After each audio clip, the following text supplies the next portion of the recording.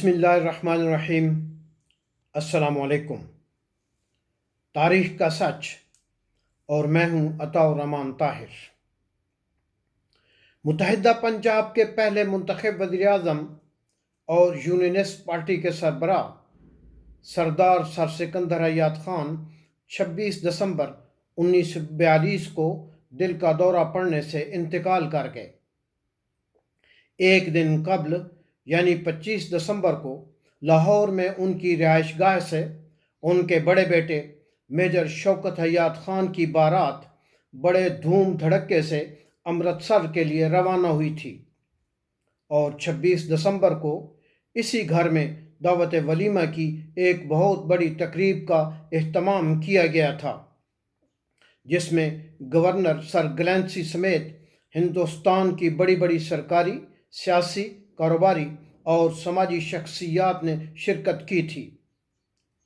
اسی 26 دسمبر کی رات یہ گھر اس وقت ماتم کدہ میں تبدیل ہو گیا جب ان کے خاندانی ڈاکٹر مہاراج کرشن نے سلیپنگ روم میں بستر پر پڑے بے سدھ سردار سکندر حیات خان کی آنکھوں کی پتلیاں چیک کرنے کے بعد اپنا سر پیٹ لیا اور آہو بکا شروع کر دی۔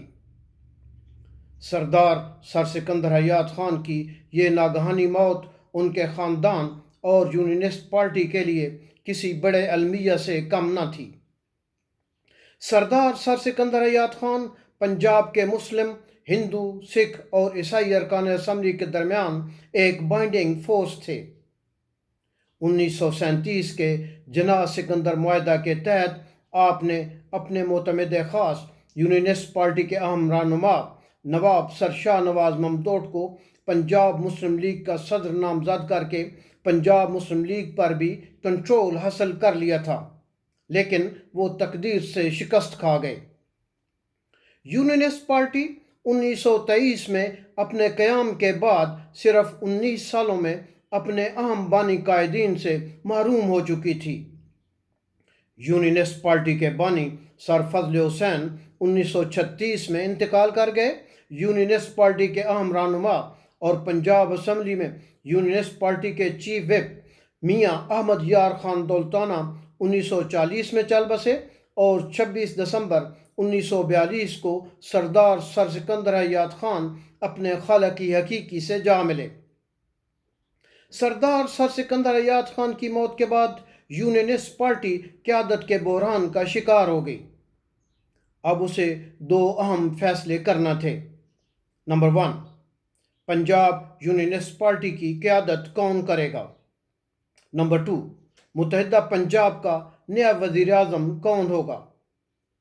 پنجاب یونینسٹ پارٹی کی قیادت کا فیصلہ خالصتاً یونینسٹ پارٹی میں شامل مسلمان، ہندو، سکھ اور عیسائی قائدین نے کرنا تھا، اور اس میں آل انڈیا مسلم لیگ کا کوئی عمل دخل نہ تھا۔ لیکن پنجاب کے وزیر اعظم کے انتخاب کے مسئلہ پر مسلم لیگ بھی دعویٰ کر سکتی تھی، کیونکہ جناح سکندر معاہدہ کے تحت یونینسٹ پارٹی کے 78 ارکان اسمبلی مسلم لیگ کی رکنیت حاصل کر چکے تھے، اور مسلم لیگ کے 2 ارکان ملا کر مسلم لیگ اسمبلی پارٹی کے ارکان کی کل تعداد 80 تک پہنچ چکی تھی۔ اسی تناظر میں سردار سر سکندر حیات خان کے انتقال کے فوری بعد پنجاب مسلم لیگ کے صدر نواب افتخار حسین ممدوٹ نے گورنر گلینسی سے ملاقات کی اور انہیں بتایا کہ اسمبلی میں مسلم لیگ کے 80 ارکان موجود ہیں، اس لیے نئی حکومت بنانے کا حق مسلم لیگ کو حاصل ہے۔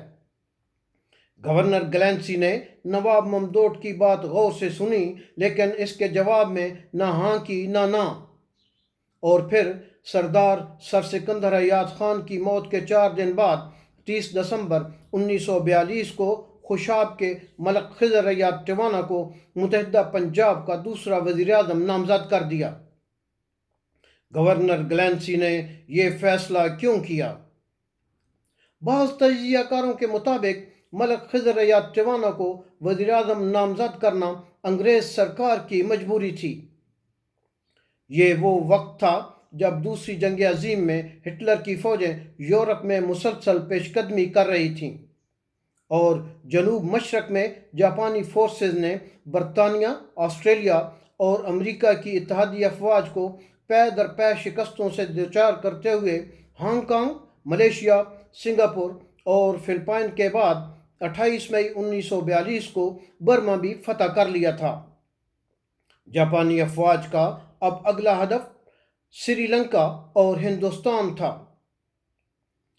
بدقسمتی سے 26 دسمبر 1942 کو جب سردار سکندر حیات خان کا انتقال ہوا اور 28 دسمبر جب نواب افتخار حسین ممدوٹ وزارت عظمیٰ کے مسئلے پر گورنر سر گلنسی سے گورنر ہاؤس میں ملاقات کر رہے تھے، عین اسی وقت جاپان کے جنگی طیارے ہندوستان کے تجارتی مرکز کلکتہ پر بمباری کر رہے تھے اور کلکتہ کے عوام اپنی جانیں بچانے کے لیے نقل مکانی کرنے پر مجبور ہو گئے تھے۔ دوسری طرف گاندھی کی ہندوستان چھوڑ دو تحریک اپنے پورے عروج پر تھی اور اس نے انگریز سرکار کی ناک میں دم کر رکھا تھا۔ یہ وہ وقت تھا جب خود تاج برطانیہ کا تخت خطرے میں تھا۔ اس وقت انگریز سرکار متحدہ ہندوستان کے اہم صوبے متحدہ پنجاب میں وزیر اعظم جیسی اہم نامزدگی پر کوئی چھوٹا سا رسک لینے کو بھی تیار نہ تھی۔ انگریز سرکار کو اٹک کے کھٹڑ قبیلہ کے حیات خاندان کے سپوت سردار سر سکندر حیات خان کی طرح کسی ایسی شخصیت کی تلاش تھی جس کے باپ دادا کی بھی تاج برطانیہ سے وفاداری کسی شک و شبہ سے بالا تر رہی ہو۔ پنجاب اسمبلی کے منتخب ارکان میں اس معیار پر پورا اترنے والا ملک خضر حیات ٹیوانہ سے بڑھ کر کوئی اور نہ تھا۔ ملک خضر حیات ٹیوانہ کے دادا ملک صاحب خان ٹیوانہ کو 1897 کے جنگ آزادی کچلنے میں اہم کردار ادا کرنے پر انگریز سرکار نے یو پی کے علاقے کالپے میں 9000 ایکڑ اراضی عطا کی تھی، جبکہ ملک خضر حیات ٹیوانہ کے والد ایچیسن کے فارغ التحصیل ملک سر عمر حیات ٹیوانہ برٹش انڈین آرمی جوائن کر کے کئی اہم فوجی مہمات میں حصہ لے چکے تھے۔ انگریز سرکار نے انہیں آنریری میجر جنرل کے رینک سے سرفراز کیا تھا۔ ملک عمر حیات ٹیوانہ تاج برطانیہ کے 3 بادشاہوں جارج پنجم، ایڈورڈ ہشتم اور جارج ششم کے آنریری پرسنل سیکرٹری کی حیثیت سے بھی خدمات سر انجام دیتے رہے۔ ملک خضر حیات ٹیوانہ نے 30 دسمبر 1942 کو متحدہ پنجاب کے دوسرے وزیر اعظم کی حیثیت سے حلف تو اٹھا لیا، لیکن قائد اعظم محمد علی جناح کو اس عام نامزدگی پر شدید تحفظات تھے۔ اسمبلی میں 80 ارکان اسمبلی کا تعلق مسلم لیگ سے ہونے کی وجہ سے وہ پنجاب کی وزارت عظمیٰ کو پنجاب مسلم لیگ کا حق سمجھتے تھے۔ لیگی قائدین کو ملک خضر حیات ٹیوانہ کے وزیر اعظم بننے پر نہ صرف اعتراض تھا بلکہ انہوں نے ٹیوانہ حکومت کے خلاف باقاعدہ مزاحمتی محاذ بھی کھول دیا تھا۔ ان کا موقف تھا کہ ملک خضر حیات ٹیوانہ کو لیگی قیادت اور مسلمان ارکان اسمبلی کی حمایت حاصل نہیں، اس لیے انہیں مسلم لیگ کے حق میں وزارت عظمیٰ سے دستبردار ہو جانا چاہیے۔ اس تاثر کو رد کرنے کے لیے ملک خضر حیات ٹیوانہ نے حلف اٹھانے کے 24 دن بعد 23 جنوری 1943 کو اعتماد کا ووٹ لینے کا فیصلہ کیا۔ 23 جنوری کو 2 اجلاس بلائے گئے۔ پہلا اجلاس صرف یونینسٹ پارٹی کے مسلمان ارکان اسمبلی کا بلایا گیا، جس میں 78 میں سے 69 ارکان نے ملک خضر حیات ٹیوانہ پر اعتماد کا اظہار کر دیا۔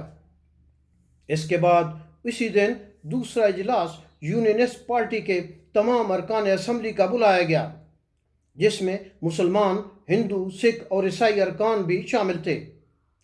اس اجلاس میں یونینسٹ پارٹی کے کل 98 ارکان اسمبلی میں سے 86 ارکان ملک خضر حیات ٹیوانہ کے ساتھ کھڑے ہو گئے۔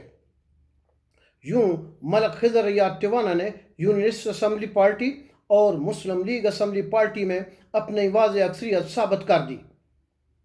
اس کے بعد کیا ہوا؟ سردار سر سکندر حیات خان کے بڑے بیٹے میجر شوکت حیات خان کیسے مسلم لیگ کے صف اول کے رہنما بن گئے اور 1944 میں وزیر اعظم ملک خضر ریاض ٹیوانہ کو مسلم لیگ سے کیوں نکال دیا گیا؟ یہ سب کچھ بتائیں گے ہم اگلے پروگرام میں۔